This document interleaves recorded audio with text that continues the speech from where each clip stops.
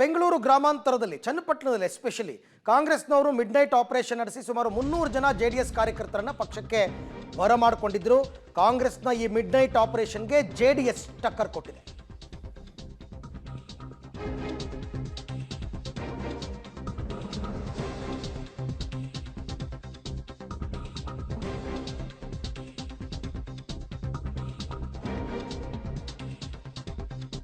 ಕಾಂಗ್ರೆಸ್ನಲ್ಲಿದ್ದವರನ್ನೇ ಮರಳಿ ಪಕ್ಷಕ್ಕೆ ಸೇರಿಸಿಕೊಂಡ್ರ ಡಿಕೆ ಶಿವಕುಮಾರ್. ರಾಮನಗರ ಜಿಲ್ಲಾ ಯುವ ಕಾಂಗ್ರೆಸ್ ಅಧ್ಯಕ್ಷ ಸಚಿನ್ ಗೌಡ ಫೋಟೋ ಟ್ವೀಟ್ ಮಾಡಿ ಟಕ್ಕರ್ ಕೊಟ್ಟಿದ್ದಾರೆ ಜೆಡಿಎಸ್ ಅವರು.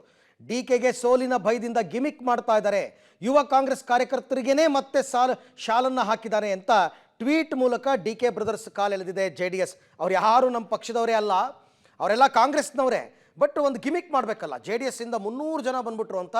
ಹಾಗಾಗಿ ಡಿ ಕೆ ಶಿವಕುಮಾರ್ ಕಾಂಗ್ರೆಸ್ನವ್ರನ್ನೇ ಕರೆಸಿ ಅವ್ರಿಗೆ ಶಾಲ್ ಹಾಕಿ ಪುನಃ ಅವರನ್ನೇ ಕಾಂಗ್ರೆಸ್ಗೆ ಬರಮಾಡಿಕೊಂಡಿದ್ದಾರೆ ಅಂತ ಈಗ ಜೆ ಡಿ ಎಸ್ನ ಆರೋಪ.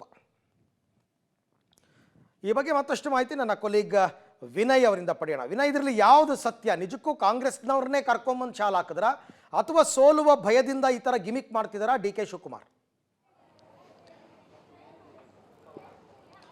ಅರವಿಂದ್, ಬೆಂಗಳೂರು ಗ್ರಾಮಾಂತರ ಕ್ಷೇತ್ರದಲ್ಲಿ ಇದೀಗ ಪಕ್ಷಾಂತರ ಪರ್ವ ಹೆಚ್ಚಾಗ್ತಾ ಇರುವಂಥದ್ದು. ಅದರಲ್ಲೂ ಬಹಳ ಪ್ರಮುಖವಾಗಿ ಜೆಡಿಎಸ್ ಹಾಗೂ ಬಿಜೆಪಿಗೆ ಟಕ್ಕರ್ ಕೊಡಲೇಬೇಕು ಅಂತ ಡಿ ಕೆ ಶಿವಕುಮಾರ್ ಅವರು ಆಪರೇಷನ್ ಹಸ್ತವನ್ನ ಪ್ರಾರಂಭಿಸಿದ್ದಾರೆ. ಸಾಕಷ್ಟು ದಿನಗಳಿಂದಲೂ ಕೂಡ ಜೆಡಿಎಸ್ ಹಾಗೂ ಬಿಜೆಪಿ ಮುಖಂಡರನ್ನ ಸೆಳೆಯುವಂಥ ಕೆಲಸವನ್ನು ಕೂಡ ಮಾಡಿದ್ದಾರೆ. ಆದರೆ ನಿನ್ನೆ ರಾತ್ರಿ ಸುಮಾರು 300ಕ್ಕೂ ಹೆಚ್ಚು ಜೆಡಿಎಸ್ ಕಾರ್ಯಕರ್ತರು ಕಾಂಗ್ರೆಸ್ ಸೇರ್ಪಡೆ ಆಗಿದ್ರು ಅನ್ನೋ ಒಂದು ವಿಚಾರ ಏನಿದೆ, ಇದಕ್ಕೆ ಜೆಡಿಎಸ್ ಕೂಡ ಟಕ್ಕರನ್ನ ನೀಡಿರುವಂಥದ್ದು.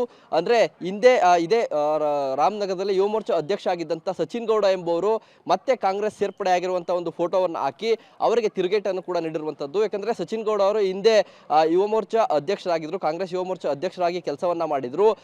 ಭಾರತ್ ಜೋಡೋ ಯಾತ್ರೆ ಸಂದರ್ಭದಲ್ಲಿ ಕಾಂಗ್ರೆಸ್ ಪಕ್ಷದ ಕೆಲವರ ಒಂದು ನಡವಳಿಕೆಯಿಂದ ನನ್ನ ಮನಸ್ಸಿಗೆ ನೋವಾಗಿದೆ ಅಂತ ರಾಜೀನಾಮೆಯನ್ನ ಕೊಟ್ಟು ಪಕ್ಷದಿಂದ ಕೆಲ ಕಾಲ ದೂರವನ್ನ ಉಳಿದಿದ್ರು.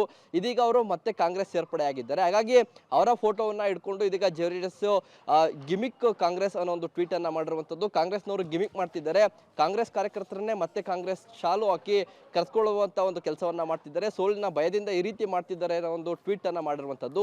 ಬಹಳ ಪ್ರಮುಖವಾಗಿ ಆ ಒಂದು ಸಚಿನ್ ಗೌಡ ಅವರ ತಂದೆ ಏನಿದ್ರು ಅವರು ಜೆಡಿಎಸ್ ನಿಂದ ಕಾಂಗ್ರೆಸ್ಗೆ ಬಂದಿರುವಂತದ್ದು. ಅವರು ನಿನ್ನೆ ರಾತ್ರಿ ಸೇರ್ಪಡೆ ಆಗಿದ್ದಾರೆ. ಅವರ ಜೊತೆಗೆ ಕೂಡ ಅದೇ ಸ್ಥಳದಲ್ಲಿ ಸಚಿನ್ ಗೌಡ ಅವರು ಕಾಂಗ್ರೆಸ್ ಸೇರ್ಪಡೆ ಆಗಿರುವಂತದ್ದು ಸಾಕಷ್ಟು ಕುತೂಹಲಕ್ಕೆ ಕಾರಣವಾಗಿರುವಂತದ್ದು. ಅವರು ಕಾಂಗ್ರೆಸ್ ಮಾಹಿತಿಗಾಗಿ ಧನ್ಯವಾದ.